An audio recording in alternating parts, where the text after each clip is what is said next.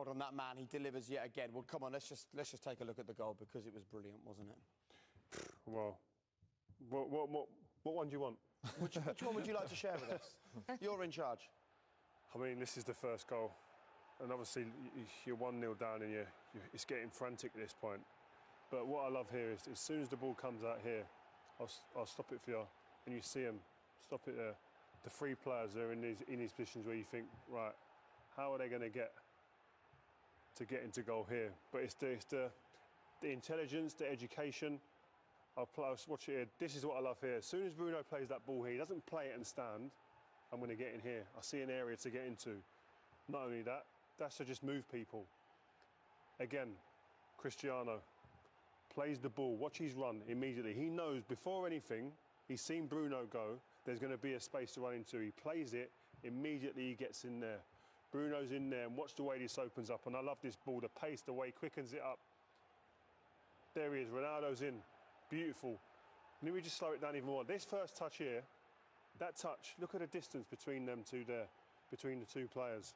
If that touch isn't perfect, that defender slides and takes the ball straight away. But it's a perfect touch. At that pace, it's frightening. And then the composure, it's a brilliant finish. I mean, Scholesy mentioned in when we was doing it in the game, and we saw it. And he mentioned this element here.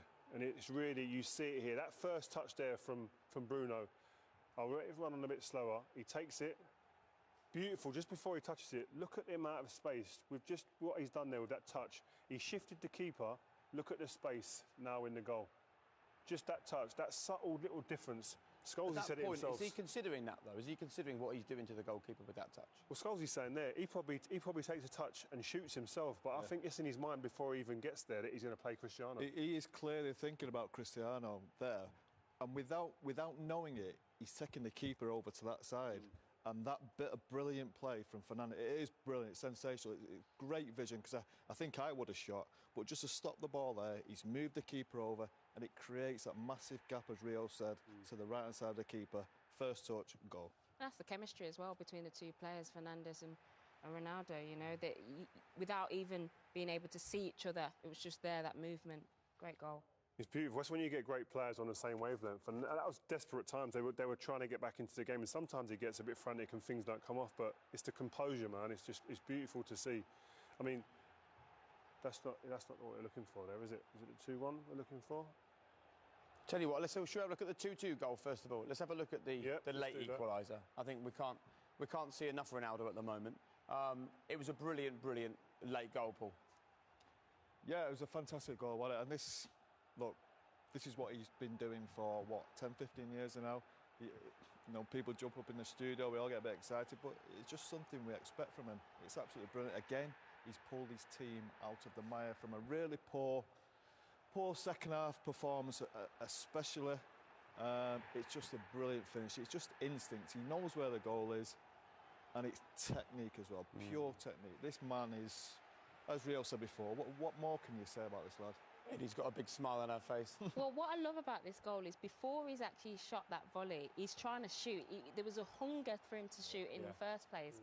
And then that is almost giving him that instinct to bring in that technique in the volley. It's a similar technique to the goal against Spurs, but it's just ridiculous at this point, you know, just the instinct that he has to execute the volley.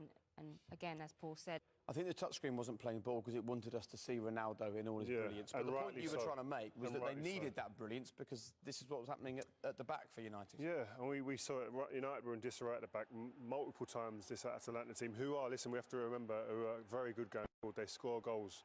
But they made it easy to play against, I think. And if you look at this, if I just take it back slightly there for you and show you Eric Bailly, you had a good game, by the way.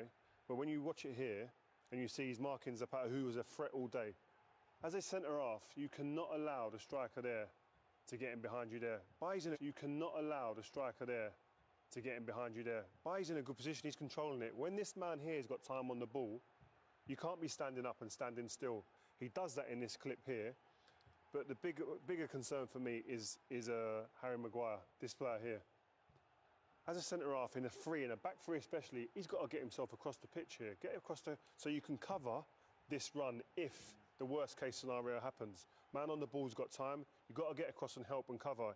He doesn't do that. And the last thing, this is what's great about gadgets, when you look at things like this, the distance from here to around here where he scores is 31 yards for Zapata. Let's have a look how far it is for Maguire to get to the same place. Yeah. 18, maybe 20 yards, if I'm being perfect. He should be the first man there. Obviously, pace isn't one. He's not blessed with great pace, but if you're in the right positions, you've seen so many players who haven't been blessed with pace. They position themselves rightly, they snuff out things like this. Maguire is almost still playing in a back three there, Rio. Yeah. As if he's got Varane in there, but he isn't. He's nowhere near. And the thing about this goal, the biggest thing, is Bailly gets done by the movement, and it's not. You normally say he's ball watching, but he isn't. He's actually looking at the man and just leaves him. Doesn't go with him. Crazy. Like you see it there. Play it back again there, because this is a good angle as well. When you're looking at it and you think to yourself, you should never be getting behind him there. And before that, when you look at it, that ball's a straight ball. Again, like I said to you, when there's no pressure on the ball, please, this is the area you've got to protect. You've got to protect this area. That's the last place you want to let him go. Because there's been so much criticism of Ollie. Is this poor coaching or is this poor individual decision-making on the pitch? You have to remember, Real, this lad hasn't played any games. Yeah. He's probably played 2 games this season, international games. Not played 1 game for United. OK, probably shouldn't excuse it because he should be ready. And I think he's an experienced player, Amir. And if he knows he's going to get done like that, I think if Rio was an experienced player, he's looking at him, he's going to get done. Just step across him. Yeah. Stop it. You stop it at source. But I always look at this as well, because I remember myself in this position. I would always say my defensive partner, this is my defensive partner. I have to be connected to him. That gap's too big. Don't care who you are. And if you're lacking pace, it's an even bigger worry. You've got to get across to be able to cover that ball and get across there. It looks like he's trying to play offside as well, Rio. Maybe that's why he sort of held his run. As soon as he looks like he's got beat, he's putting his arm up. It's a guessing game, though. You've got VAR. You can look at VAR after. He's definitely trying to step up. You can see that. But as we said before, Maguire's all over the place at the minute. As I said, I don't know if he's carrying an injury, whether it's a hangover, but he's all over the place. He doesn't get close. And what do you say, Lady? He had a 10, 11, 12 yard start on him, and he still can't get back at him. Lacking quality or lacking coaching? I think them situations, that's like you say, experienced players should know that. That's bread and butter. Right. And I don't think you can put that at the doorstep of the coach. Right. OK, well, there you go. The decision was made. The goal stood, but United got away with it this evening, thanks to, once again, Cristiano Ronaldo. And after the break, we'll be getting the thoughts of Ole Gunnar Solskjaer. There he is, heading off at the end. There was moments of frustration, moments of delight. Once again, he saw Cristiano deliver, and we'll get his post-match thoughts next.